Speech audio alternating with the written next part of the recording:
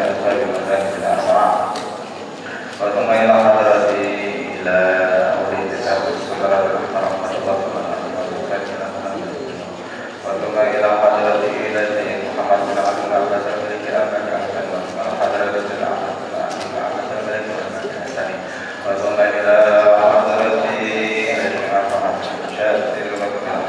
صاحب رجل عبد الرحمن الخطاب وثم إلى حضرة إلى صاحب رجل أحد أحد عضو بالرحمن أن الله يتغشى بالرحمة والمغفرة ويسلم الجنة ويكفر لنا ولكم بالحسنى وخير خير ولكم عافية وسلامة والمغفرة وثم إلى حضرة إلى يا شيخ يا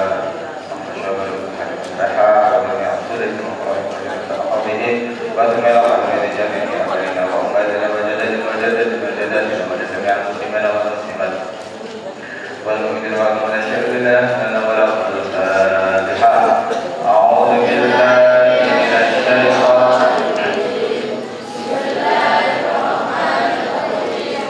الحمد لله رب العالمين الرحمن الرحيم مالك يوم الدين إياك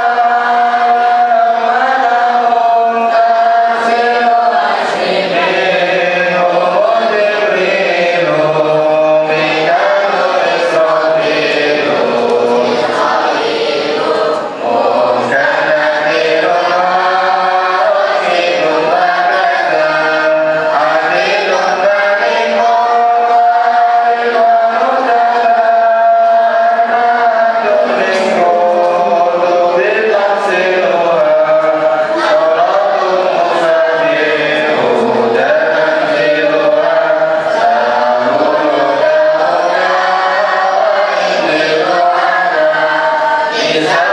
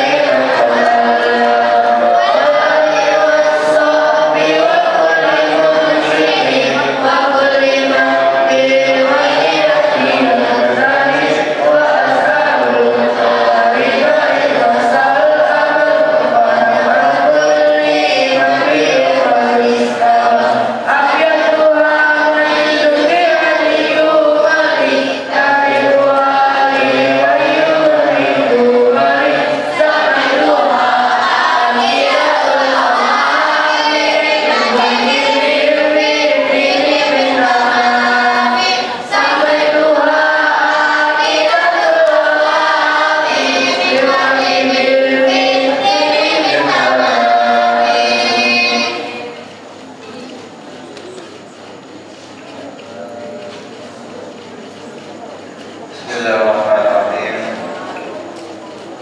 Alhamdulillahilladzi an'ama 'ala 'ibadihi al-mu'minina bil 'ifah wa akramahu min mazidi fadlihi bi ru'yatihi bil jinan. Wa asyhadu an la ilaha illallah al-malikul 'allam wa asyhadu anna sayyidana Muhammadan 'abduhu wa rasuluhu shadiqul a'lal maqam. Wassalatu wassalamu ala man arsalallahu rahmatan lil anam.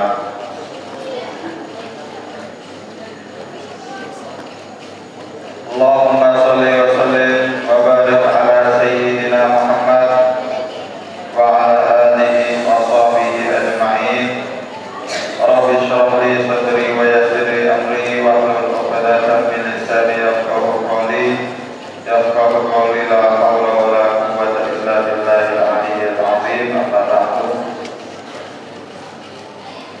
Alhamdulillah, bersyukur kita kehadirat Allah Subhanahu wa taala. Tidak henti-hentinya kita selalu bersyukur kepada Allah, karena juga tidak henti-hentinya juga Allah memberikan kesempatan kepada kita.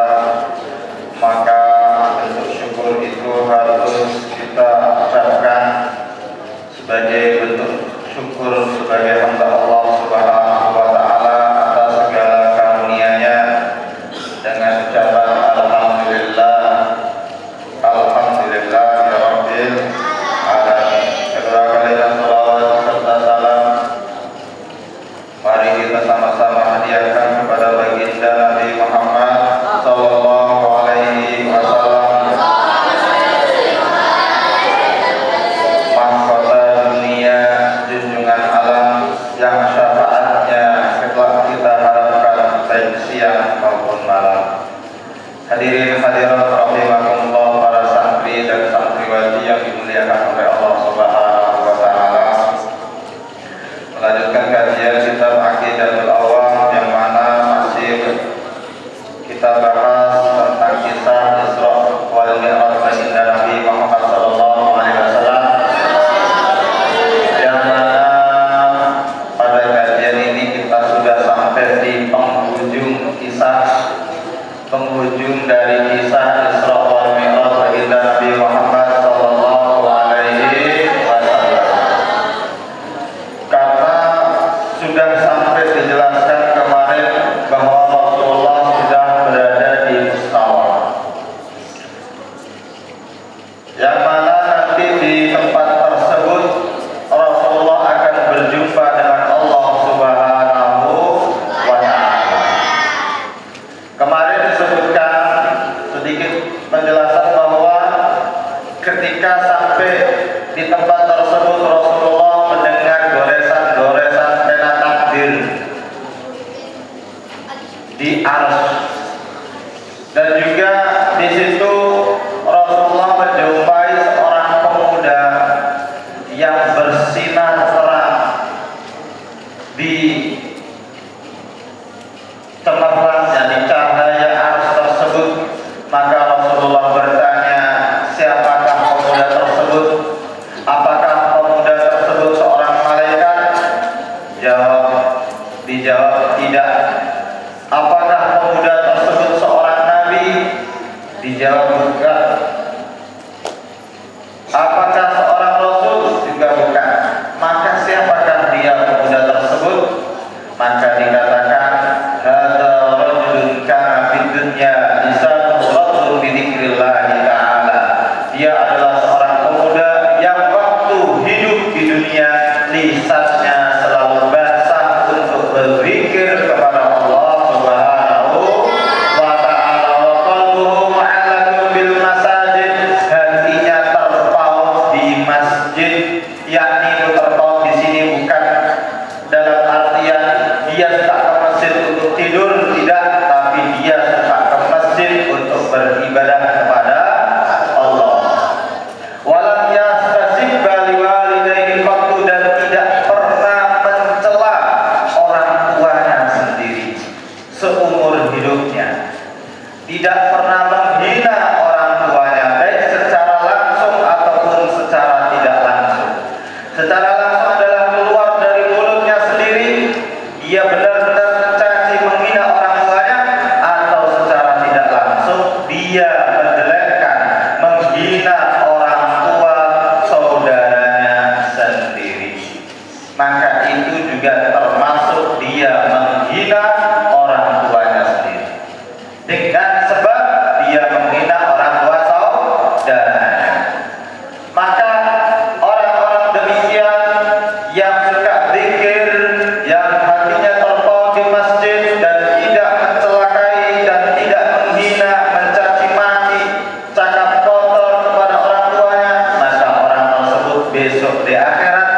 bercahaya di arsy.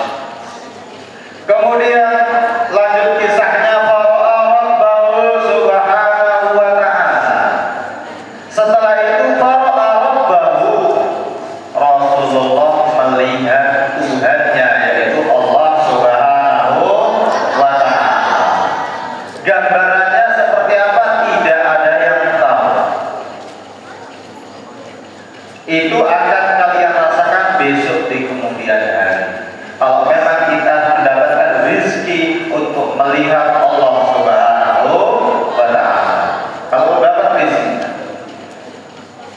wa kaifiyatuhu, cara melihat Allah itu tidak tahu kita, tidak bisa kita jelaskan seperti apa hakikatnya melihat Allah. Apakah berbentuk dia, apakah ada matanya, apakah ada wajahnya, apakah ada hidungnya, tidak seperti itu.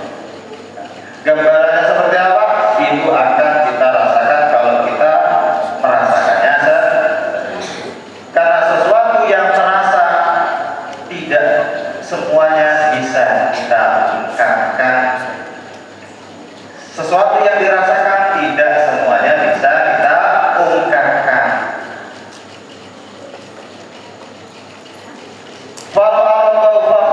Ketika Rasulullah melihat Allah subhanahu wa ta'ala tersungkur, Rasulullah langsung tersungkur bukan jatuh, tapi tersungkurnya dalam keadaan bersujud kepada Allah subhanahu wa ta'ala, bukan kepleset jatuh, tidak, tapi setelah melihat Allah subhanahu wa ta'ala Rasulullah langsung sujud. Wasallama sajidan wa kallama rabbuhu inda dzalik. Di saat bersujud itulah di situ terjadi dialog antara Allah dengan Rasulullah. Ada dialog. Dialognya apa? Allah berfirman, ya Muhammad, wahai Muhammad. Jawab Rasulullah, labbaika ya Rabbi, aku memenuhi panggilanmu wahai Tuhan. Qala, Allah berfirman lagi, sal, mintalah. Faqala, maka Rasulullah berkata. Nah, ini perkataannya nanti agak panjang. Kalau yang kita tahu Rasulullah naik ke langit, ke Sidratul Muntaha, ke Arsy, langsung dapat, yang kita tahu langsung dapat perintah sholat. Enggak demikian, ada runtutannya. Gimana dialognya? Nah, ini harus kalian catat ya. Apa dialognya? Rasulullah bersabda. Ini dengan bentuk rayuan. Nah, kalau minta sesuatu kan biasanya merayu dulu. Apa isi dialog Rasulullah? Innaka takhadha Ibrahim khalila.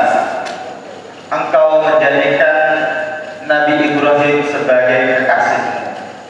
Nah gitu. Kalau mau minta sesuatu itu ada perbandingan dulu. Minta sesuatu perbandingan. Tadi si A sudah, kalau minta sama ayah, adik kan sudah dibelikan HP, abang juga baru dibelikan mobil, abang lagi yang nomor 1 baru aja kemarin dibelikan pesawat 1. Bunda juga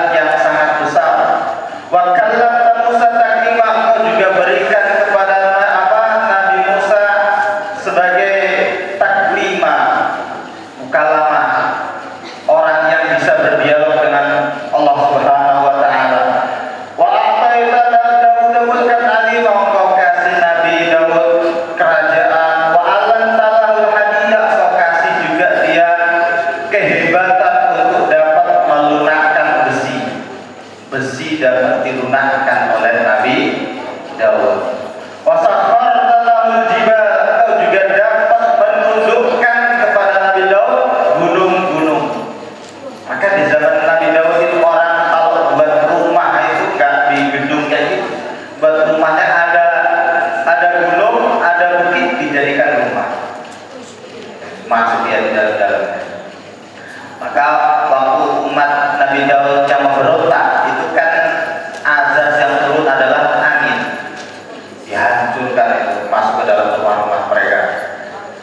Wa'ataita Sulaiman mulkan azima, engkau kasih kepada Nabi Sulaiman kerajaan yang besar. Engkau tundukkan kepadanya para jin, para manusia, para setan, semuanya tunduk di hadapan Nabi Sulaiman. Engkau tundukkan juga kepada Nabi Sulaiman angin, dapat mengendalikan angin, elemen angin. Macam apa tak? Bisa terbang dia, naik angin. Kalau naik pesawat, naik angin. Kalau naik pesawat kan landing dulu kan, take off dulu. Kalau Nabi Sulaiman angin sini terbang langsung. Gak ada pemanasan mesin-mesin dulu, gak ada free ticket, langsung aja. Wa ta'ala mulkan la yanbaghi li ahadin min ba'di wa 'allamta Isa Taurat wal Injil, kau ajarkan kepada Nabi Isa Taurat dan Injil, dan dapat menyembuhkan orang buta dan dapat menghidupkan orang mati. Nah, jadi Nabi Isa punya keistimewaan dapat menghidupkan orang mati. Wa antara wa ummu minasyaitonir rajim, kau selamatkan ibunya dan keluarganya dari gangguan setan. Setan tidak dapat mengganggu keluarga, yaitu ibunya, yaitu siapa? Siti Maryam. Tidak dapat mengganggu sedikit pun setan itu, tidak ada jalan sama sekali. Nah, setelah mendengar rayuan Nabi Muhammad SAW, berikut jawaban Allah Subhanahu wa taala. Faqala Allah Subhanahu wa taala, yang pertama, kata Allah, qad ittakhadtuka habiba, aku menjadikanmu kekasih. Nah, coba bedanya apa sama Nabi Ibrahim? Nah, ini ada perbedaan tentang bahasa Arab. Kalau Nabi Ibrahim Khalilullah, kekasih Allah. Kalau Nabi Muhammad Habibullah. Apa bedanya? Bedanya adalah kalau Khalilullah di dalam kitab yang saya baca, lupa apa namanya.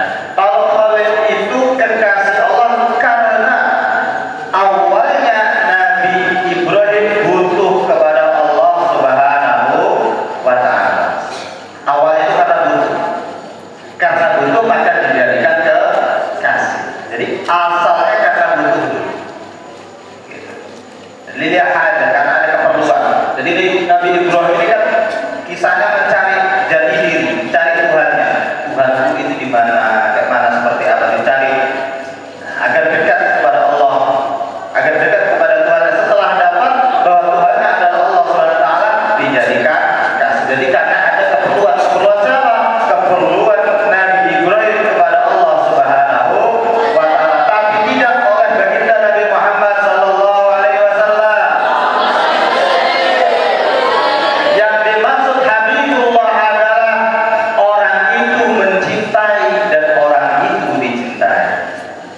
Jadi sama-sama butuh. Cintanya bukan karena butuh, tapi karena murni atas perasaannya, atas dasar cintanya Rasulullah kepada Allah dan cintanya Allah kepada Muhammad sallallahu alaihi wasallam. Itulah bedanya Al-Habibullah. Nah, itu bedanya Al-Khalil sama Al-Habib. Habib itu saling mencintai. Maka wazannya Al-Habib itu wazannya fa'ilun.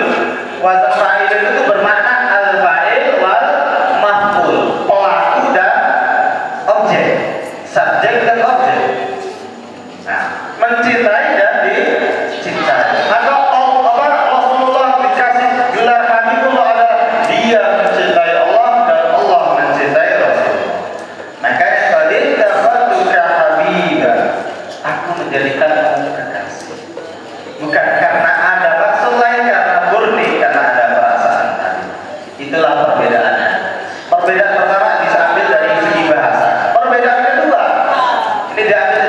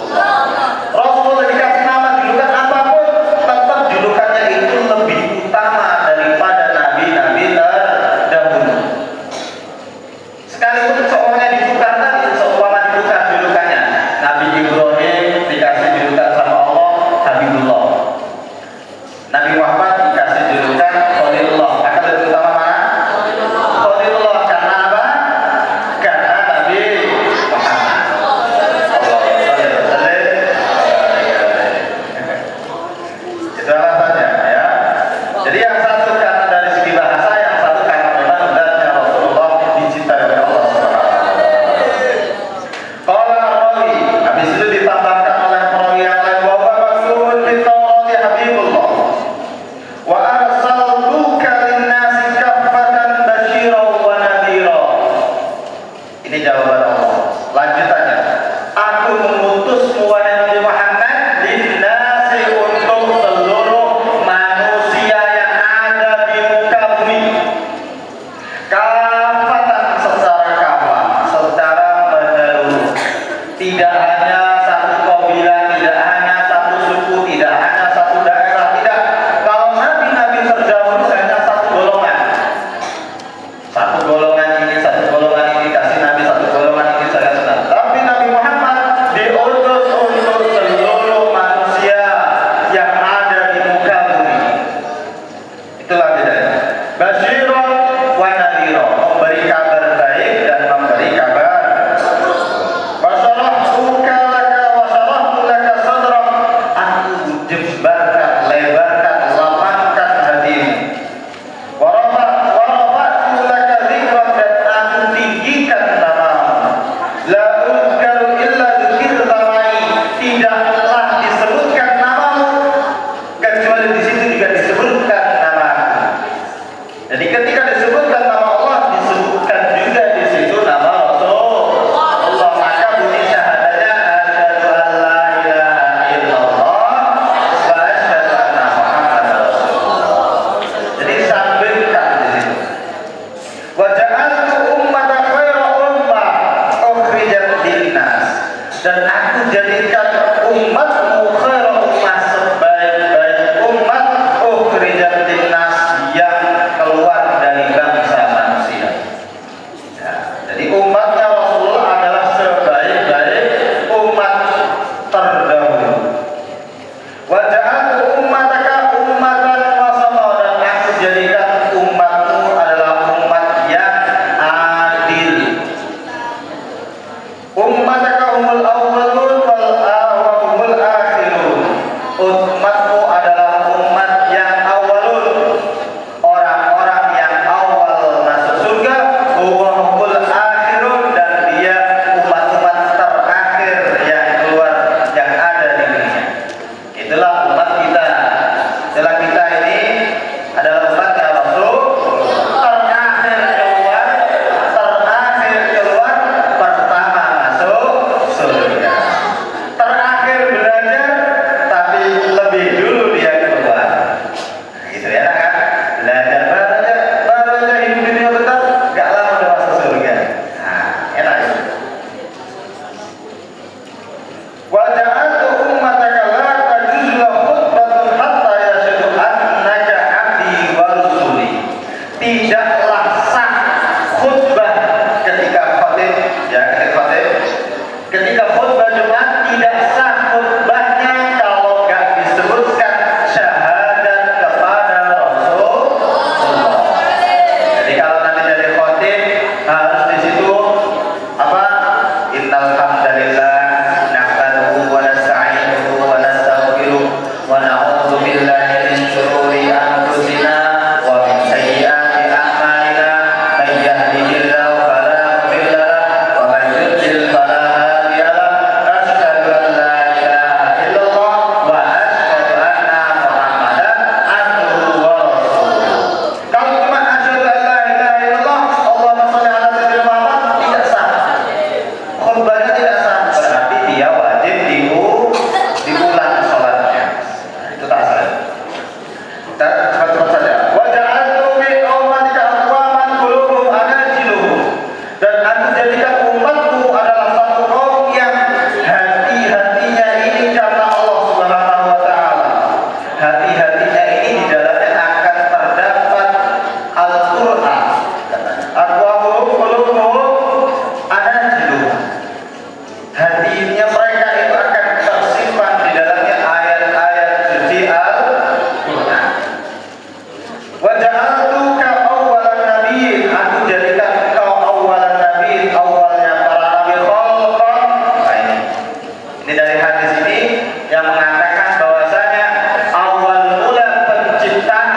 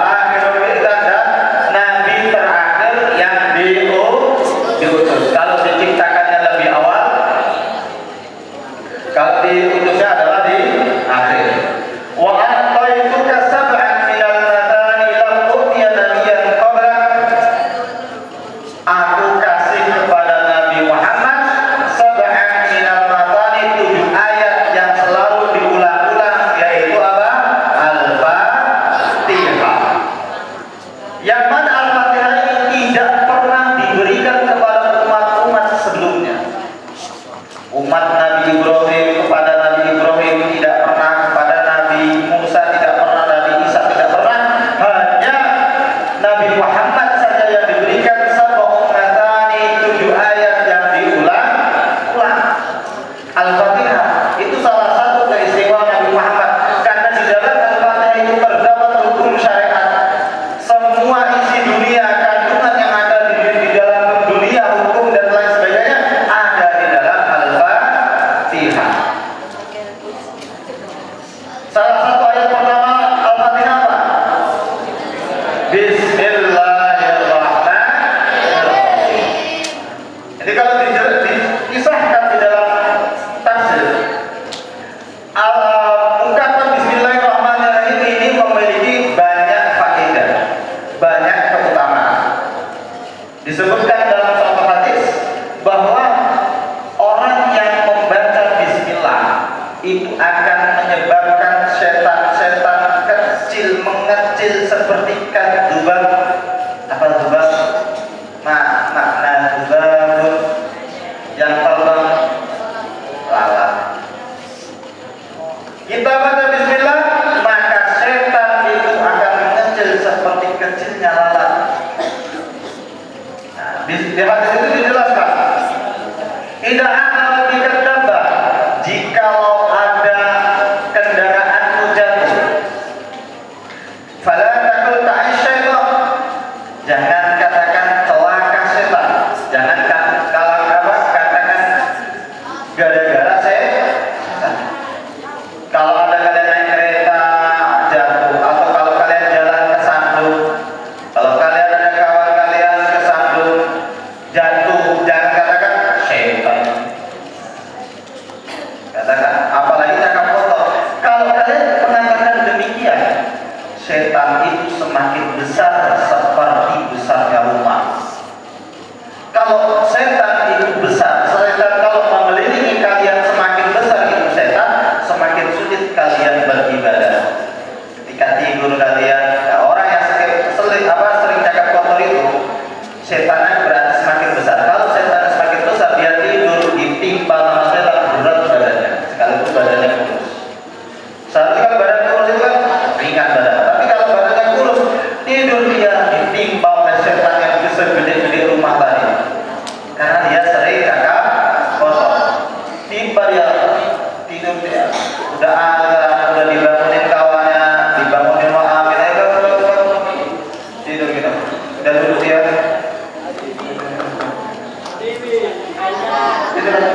gitu ya, gitu kan.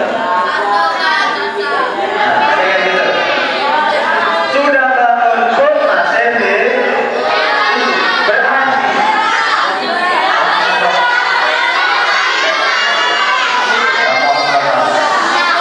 Auliat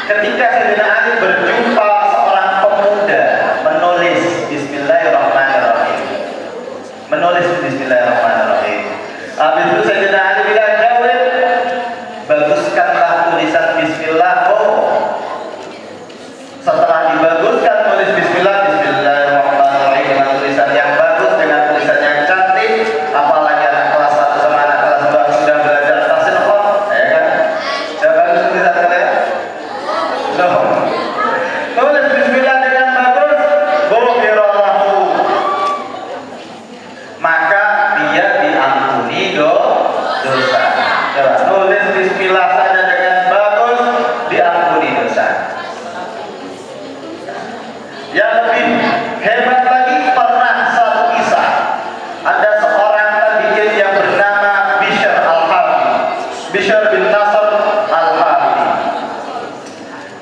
Dia jalan-jalan ke Pajar.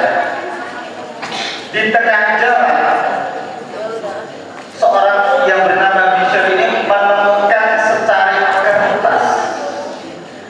Sahabat Bishr al-Harbi menemukan secari kertas. Di situ kertasnya sudah rusak, jelek, tapi di dalamnya terdapat tulisan Bismillahirrahmanirrahim. Diambil kertas yang kecil tadi, diambil, dibawakan ke toko, dibersihkan, belikan parfum, belikan minyak wangi yang mahal, belikan parfum, kasih parfum biar wangi. Habis itu setelah dibelikan parfum, dibawa ke rumah, ditaruh di dinding. Setelah itu, gara-gara hal demikian, bermimpi tetangganya seorang yang soleh bermimpi. Ada tetangganya seorang yang soleh bermimpi. Di dalam mimpinya, wahai orang soleh, sampaikan pesanku pada Bishr, bahwa berkat dia mensucikan, berkat dia membersihkanku, berkat dia mengagungkanku, maka aku agungkan dia, aku sucikan namanya, aku bersihkan hatinya. Sampaikan itu kepada sahabat seorang tabibnya bernama Bishr. Setelah orang soleh tadi bangun, betul yang ini. Ternyata Bishr ini seorang preman, seorang preman, seorang yang juga penjahat dia. Makanya orang soleh ini tak percaya. Masa betul ini mimpiku tadi, suruh nyampaikan pesan ini kepada Bishr. Bishr kan orang buruk, orang jelek dia. Enggak main. Tidur lagi orang soleh tadi. Mimpi yang kedua sama seperti mimpi yang pertama. Disuruh sampaikan pesan tadi, wahai orang soleh, sampaikan pesan kepada Bishr bahwa dia telah membersihkanku, mensucikanku, maka aku akan balas perilakunya tadi. Kedua kali bagus lagi. Masih ragu-ragu juga yang padahal sudah dua kali. Tidur lagi orang soleh tadi, mimpi lagi seperti itu tadi, sama mimpinya sampai seperti itu. Berarti mimpi ini adalah mimpi yang betul. Barulah setelah itu dijumpainya seorang yang bernama Bishr tadi. Nah, Bishr waktu dijumpai, dia berada di satu rumah, sedang mabuk-mabukan sama kawan-kawannya, sedang pesta mabuk teh gitu kan. Lagi minum arak dia sama kawan-kawannya, ayo tarik bang gitu kan, sekarang kan, tambah terus gitu. Minum dia beda-beda. Habis itu datang orang soleh, karena ini pesan dari mimpinya, mimpi yang benar aku harus sampaikan. Mau betul atau tidak nanti dengan kondisi Bishr yang seperti itu aku sampaikan. Cari tanya sama Bishr, sebentar, kenapa gitu kan?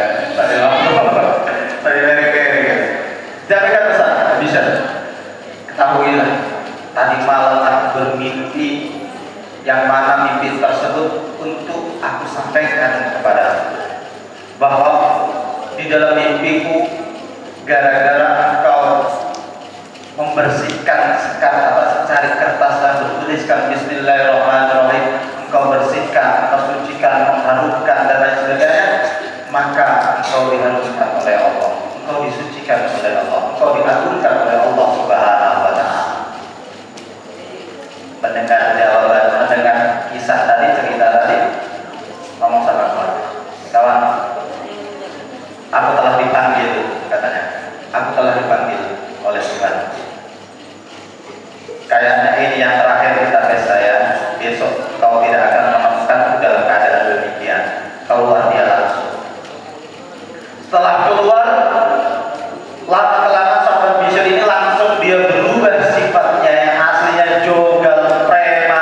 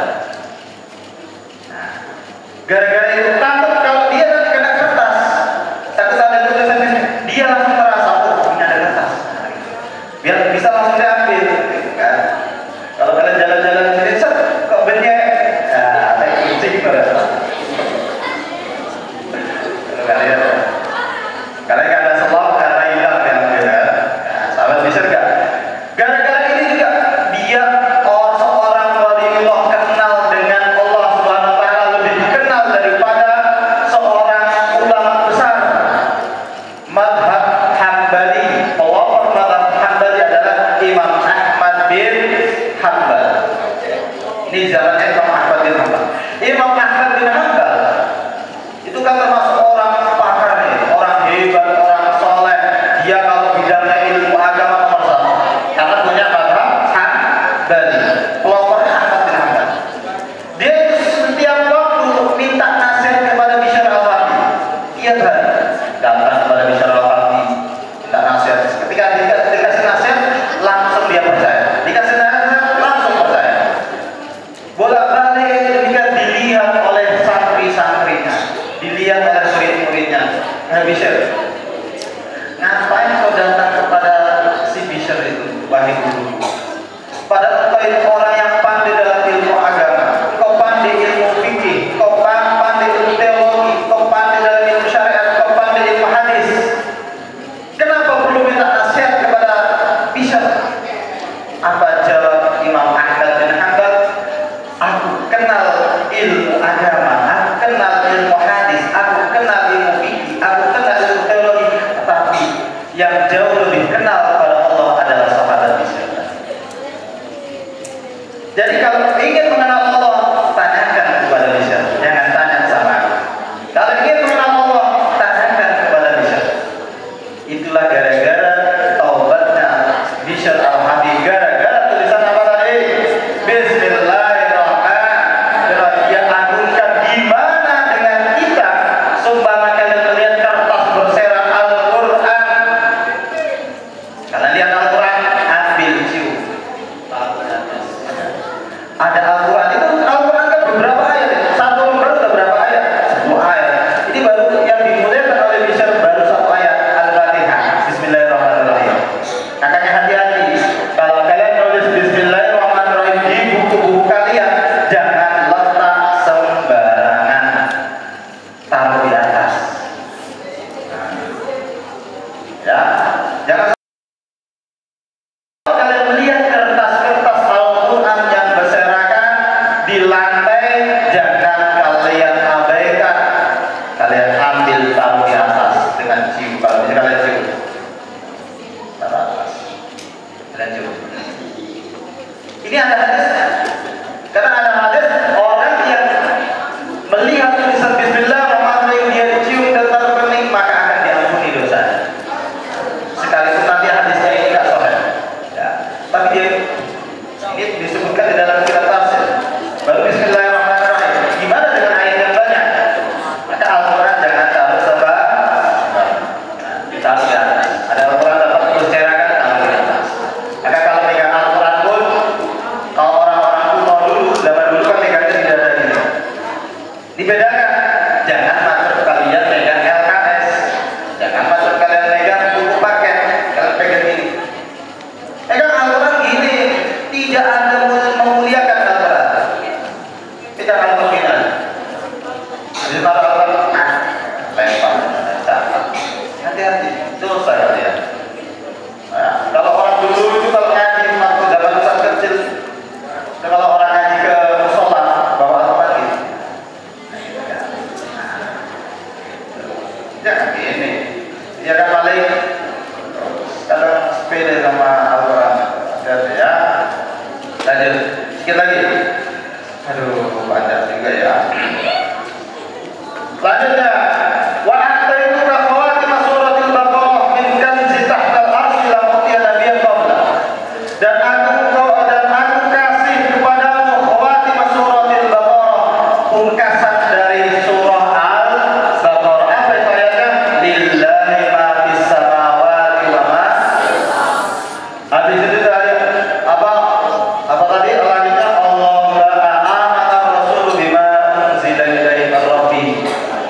Sampai akhir ayat. Itulah keutamaan selanjutnya selain Al-Fatihah adalah ayat akhir surah Al-Baqarah. Wa adatika al-kautsar, aku kasih kepadamu al-kautsar, telaga al-kautsar. Wa ataituka thamaniya ashurin, aku kasih kepadamu 8 bagian. Al-Islam, dikasihkan agama Islam. Al-Hijrah, wal jihad, jihad, was sadaqah, sedekah, wa shaum Ramadan, puasa Ramadan, wal amr bil ma'ruf, pemerintah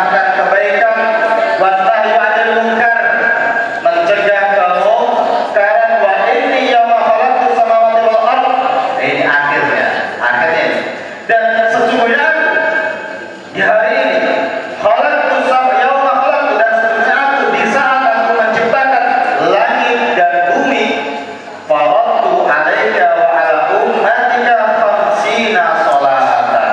Aku fardukan kepadamu dan kepada umatmu khamsina sholatan, 50 sholat. Faqum biha anta wa ummatuka.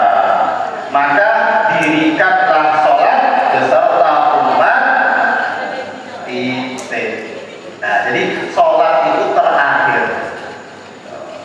Di permintaannya tadi banyak yang diberikan. Allah berikan Al-Fatihah, Allah berikan akhir surah Al-Baqarah, Allah berikan kepada Rasulullah Al-Kautsar, Allah berikan amar ma'ruf nahi munkar, Allah berikan kepada Nabi Muhammad puasa Ramadan, Islam dan lain sebagainya. Baru ditutup dengan aku fardukan kepadamu 50